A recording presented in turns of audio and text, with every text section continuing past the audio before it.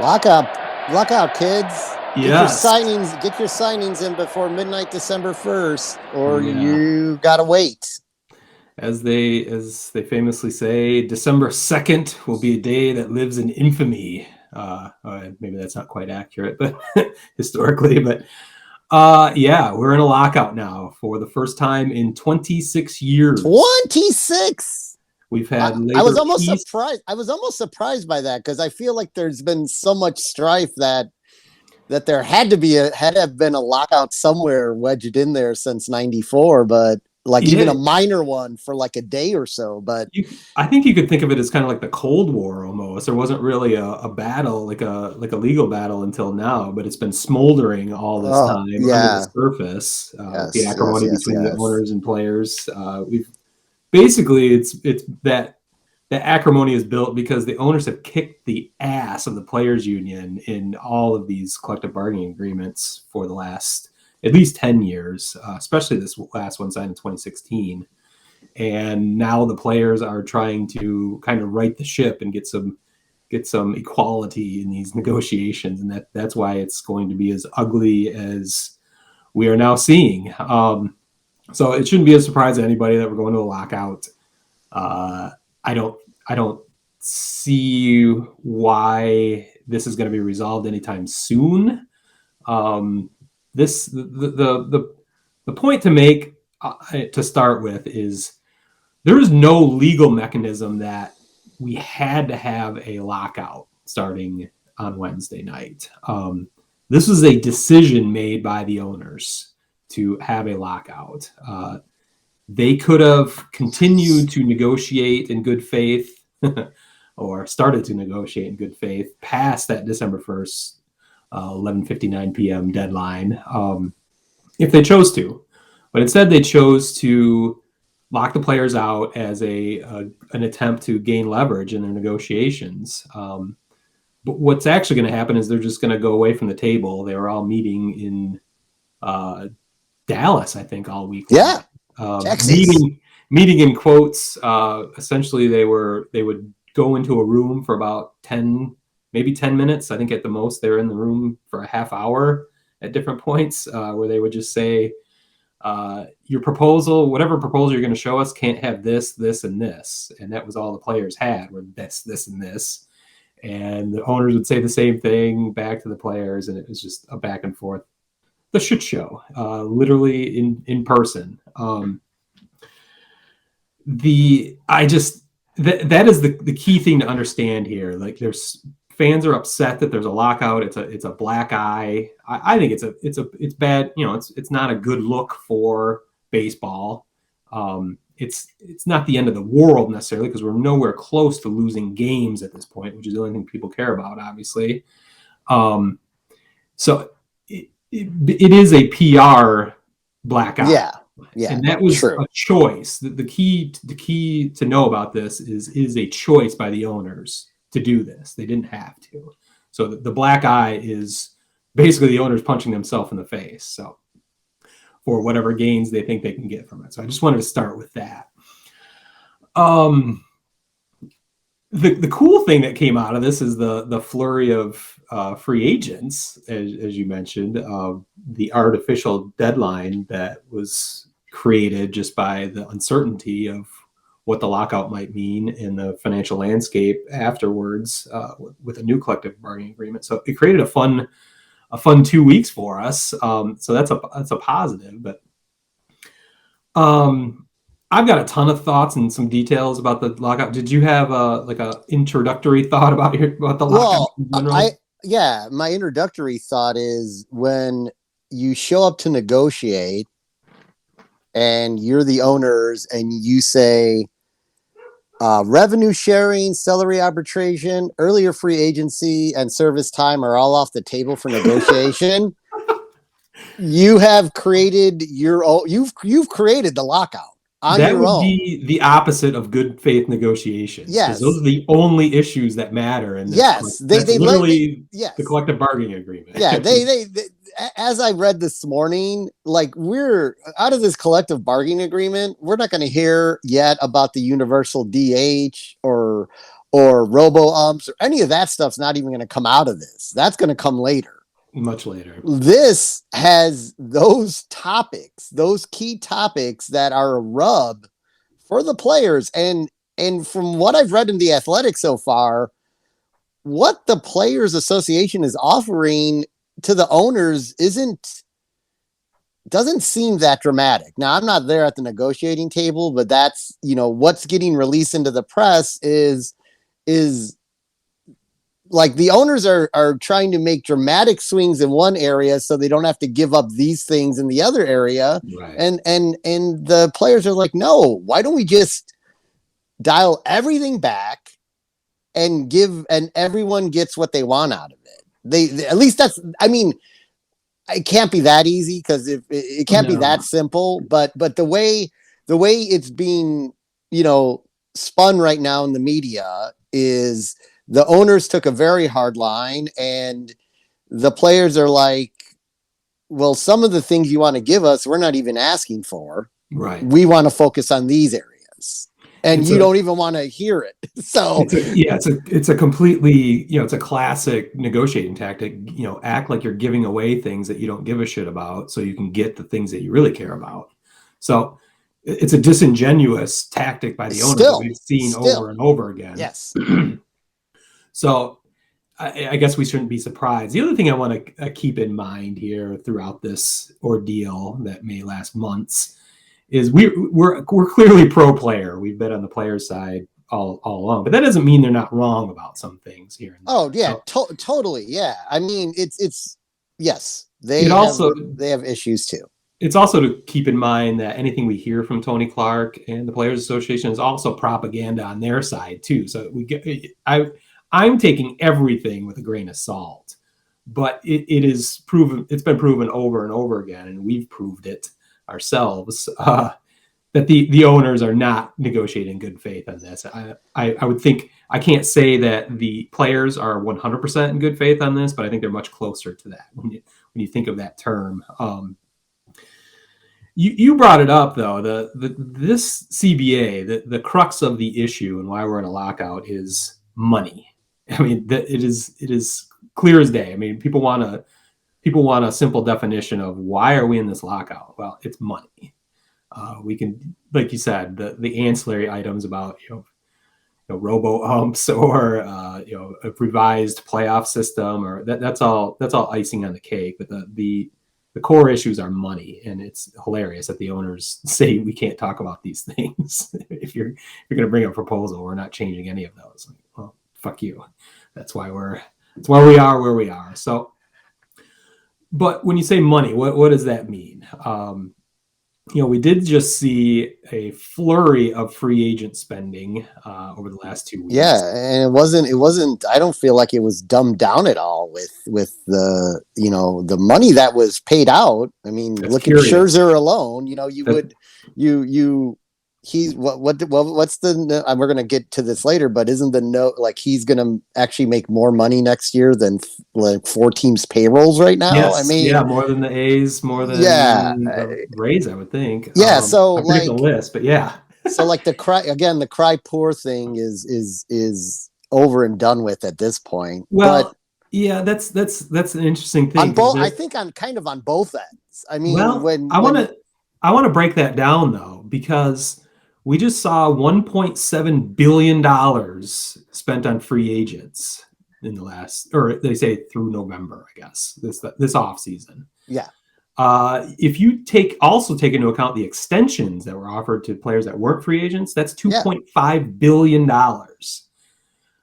And the owners were glad to point this out in their letter to baseball fans that came out across all their social media, that I have a graphic behind your shoulder that's going to pop up here in a minute, that I changed to a fuck you to baseball fans. They did everything. They did everything to not have this happen. That's the letter I read. Yeah, they pointed to specifically the money they just spent, as the players are just being greedy now, and that, of course, is another disingenuous argument. It also shows you how much fucking money those owners really have. Because exactly when it came down to it, all of a sudden those biblical losses, magically we have a shit ton of money out of nowhere. We had a mostly attended 2021 season. So, everything's back to normal. We're spending at the old rate, where we were told by owners, many owners, specifically for this podcast by Tom Ricketts, that their losses were such that it changed their business model completely, and they had to disassemble what was a contending team into a tanking team. We've seen many examples across the majors, but that's the one obvious one for us. Who's back to contending again. So. Yeah, suddenly we're back to contending. So I think it's clear. I've even seen the idea. I first saw it from John Boy Media. The idea, especially since the Major League Baseball in that bullshit letter pointed out that exact dollar amount that they had spent over the last month. Was this all a negotiating tactic? I love this conspiracy theory. Like, literally, they've had this money and they created this arbitrary deadline and then spent $2.5 billion as a negotiating tactic to get the fans against the players, like to get the idea that, they just made all this money. Why are they complaining about money? They're just being greedy. So I think there's some plausibility to that. There's some tinfoil hat conspiracy wacko-ness to that idea, but I think it makes sense from a negotiating tactic for the owners to create this situation, and they hold all the keys to it. They have the money. They have the leverage to create this artificial deadline of December. What that really means. That $2.5 billion or $1.7 billion to new free agents essentially affected, I didn't get the full count, but it's around 30 to 40 players. Right. That's where all that money went to, is 30 to 40 players. Well, when you do the simple math of 30 teams, and every one of those 30 teams has a 40-man roster, that is 1,200 Major League Baseball players. So what we are talking about is 30 of those getting $2.5 billion. We are not talking about the vast majority, obviously. We're not talking about the middle class. We're not talking about the lower class. We are talking about the less than 1%. Or no, maybe it's 2%. I'm bad at math right now, but no, it's not. It's less. It's less. So whatever. We're talking about the elite, and the owners are pointing to that. What the previous collective bargaining agreements have done is whittled away the earning power of the middle and lower class. And that is exactly what the arbitration rules that the players would like to change are, and the service time. And it's basically the service time. When you can become a free agent is how the owners have found a way to actually lower the average player salary. If you take away the upper 1%, those 30, 40 players that are making this $2.5 billion this coming or going forward. Someone did a study. I've seen two different numbers. Someone looked at the average salary when you take away the elite players, when you look at the majority of them, from 2010 to 2021, the average salary went from 11.8 million to 6.2 million. It's actually dropped over that time.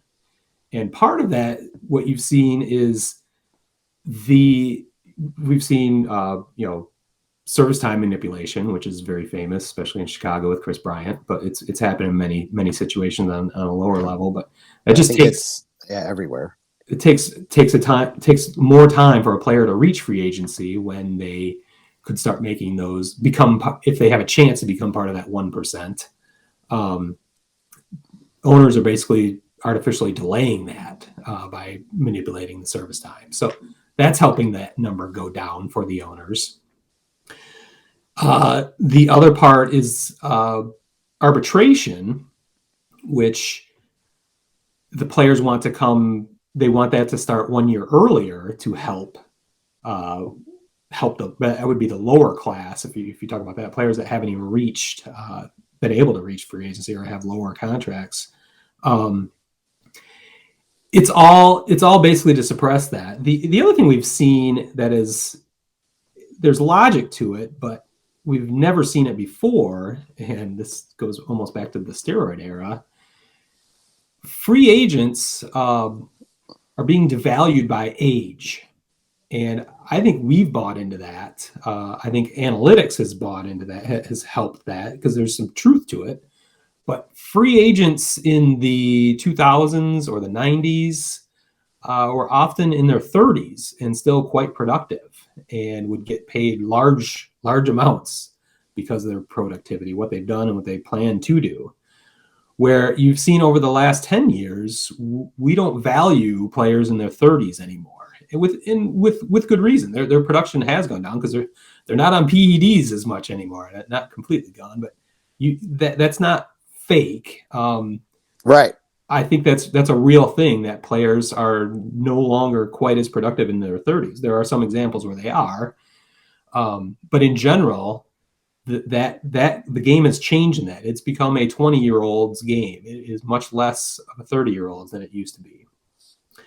So the owners are taking advantage of that and not paying guys that are approaching their 30s or will be in their 30s the way they used to. So that is why the financial landscape has to change in my mind, and certainly in the player's mind, because literally the age of players is shifting, but the rules haven't changed. And that's another factor on why that average salary for the middle and lower class has actually gone down over the last 10 years.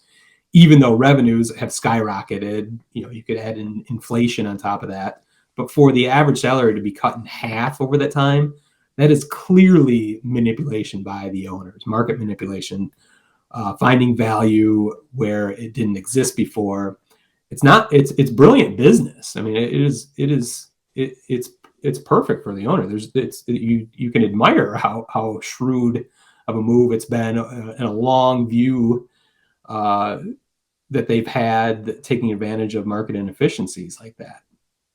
So in a pure business mindset, it's admirable what they've done. And the problem is the players see it, we're seeing it, and it needs to change. And the owners are saying, we're not going to change a fucking thing. Fuck you. Yeah, I think there's two sides to that too, though. I think there's also the tanking issue, which is going to drive the middle, which is going to drive all of those average dollars down.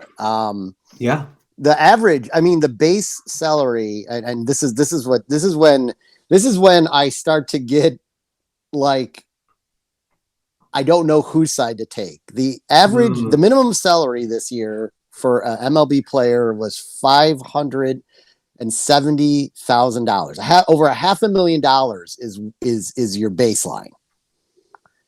I think isn't that the minimum salary? That's the minimum. Yes. Right. The minimum. That's not the average though. No, that's the minimum. Okay. I see. So that's crazy. You just for showing up to be on a major league team, you're getting over $500,000. Yeah. In 2003, it was 300,000. The difference is in 2003, there was like the bar was at like the percentage was almost half of the players were making the base. It's doubled to your point. Yeah. So, but I think just playing devil's advocate here a little bit, not, cause we know both sides have their issues, as we already pointed out. I think the tanking mechanism, it affects a lot of this, cause that has become, that's become more of the thing to do of over the last 10 years or so, after we've seen positive returns and teams win championships like the Chicago Cubs, 30 miles north of me here. So it's like that is going to drive more of those base salary players to those teams that are tanking, because they're not out there signing major league talent. Yeah. So teams, there are many franchises out there actively not trying to win. Purely for economic purposes. So that's the other injustice that the players are trying to right. And I'm on their side for that as well. I think we're going to have plenty of time to break this out where people's eyes are probably glazing over with all this money talk. But I don't know. I have one final thought, unless you had more you wanted to bring up. No, that was just kind of like, looking at both sides. Like Yeah, yeah, when you look at it, that's in you know, I don't know what the percentage of that, but it essentially the minimum, the minimum has almost doubled in since 2003. So that's 18 years, right? yeah. I haven't gotten my pay doubled over an 18-year time frame. So I mean Well, that's pretty good. So yeah. I think I'd like to end our discussion of the lockout, at least for this week, with a quote or a paraphrase from Tony Clark, which I thought was perfectly summed up what's happening right now. It's he basically came out after that. The famous letter to baseball fans came out saying he wished Major League Baseball had spent as much time actually negotiating this past week at the negotiating table as they did crafting that piece of propaganda. that is well put. I thought that was perfect. So kudos to you, Tony. That was a chef's kiss for media negotiations. So.